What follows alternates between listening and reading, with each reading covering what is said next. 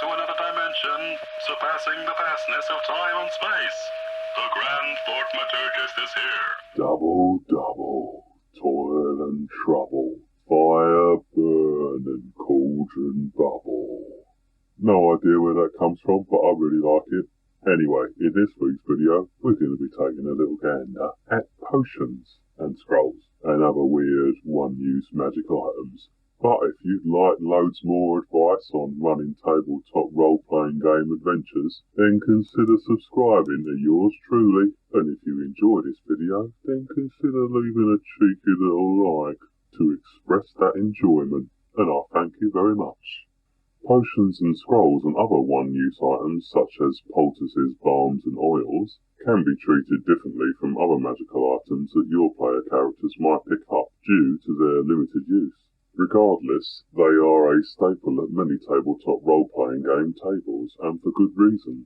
Many a wound has been erased by the good old healing potion, and all too often that handy little scroll has saved the day for an exhausted wizard. I suppose the first thing that game masters could consider when it comes to such items is how common they are in their game world. Are there potion and scroll shops lined up and down the fictional high street of your party's nearest city or town, or are they more rare and first require the finding of some sagely old wise woman who can brew them for the party? Same goes with scrolls and all the other items that are one use. Are there scribing halls devoted to scribbling out scrolls left, right and centre? Or do they require your player characters to go hunting for someone who can scrawl those cheeky little numbers for the party? Of course, that's entirely up to the dungeon master or game master, but it's something to consider when deciding upon your magic item availability. If potions of healing are as common as bread rolls in your world, then that could reduce the risk factor, as player characters can rely more readily upon easily available curatives, but that is down to you and your group. Potions and other such magic items are one way of adding flavour to the world you run, such as, what do those potions look, smell or taste like? Is there some standardised potion ball that is used across your world, or are there various vials, decanters and jars that hold those draughts, ointments and oils within? Do all healing potions look the same, like many of your computer games, or can they be brewed with varying ingredients and herbs, thus appearing different but giving the same effect? Perhaps there is more than one way to brew a healing draught, but that could be considered ahead of running the campaign. They can only go to add a bit more depth to the campaign world.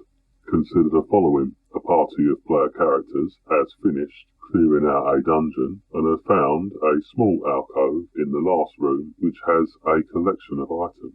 A GM may say, you find 20 gold coins, 10 copper pieces and a healing potion.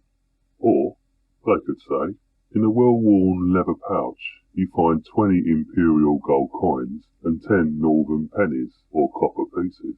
There is also a dusty glass bottle with a cloudy, red-hued liquid inside. It's stoppered with a wax seal, the top of which is punched with an image of a bird of some kind. As you examine the bottle, you notice the fluid is quite thick and begins to give off a soft luminescence when disturbed.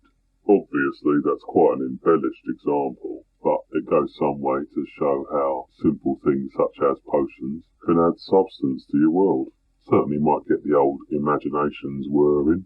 Exactly how each potion looks, smells and tastes can add significant flavour to the depth of your magical draughts in your game. I sometimes like to include little hints as to the effect of each potion within that criteria. Perhaps a potion that makes somebody grow larger has the scent of beans or compost. Perhaps an ointment that reduces damage from fire can smell of sulphur or cinnamon or chilies perhaps. Maybe it has the look and consistency of some kind of lava pool, reds and oranges with black and grey lumps floating within.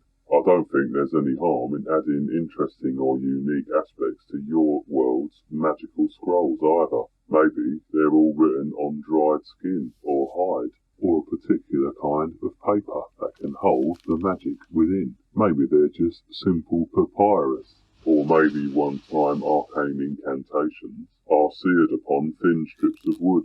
perhaps the mages and wizards of the world, adorn themselves in golden bangles and bracelets, and each of those gaudy items is imbued with a single spell for those who know how to read them. Therefore, the magic users of your world can be easily spotted by the fact that they wear many bangles. Ultimately, like any other form of creation, it all depends on the world that the Game Master wishes to run, but there are plenty of options to make each world more unique than the last by adding some flavour and depth to magic items, either one use or otherwise. Anyway, I'll leave you with that thought, and I hope you enjoyed this video. I deeply thank you for watching this long, and hope that you may consider subscribing if you haven't already, and perhaps leaving a like if you enjoyed this video. In the next video, we'll be taking a butcher's at more powerful magical items and artifacts, so I hope to see you there, and until then, have a good one.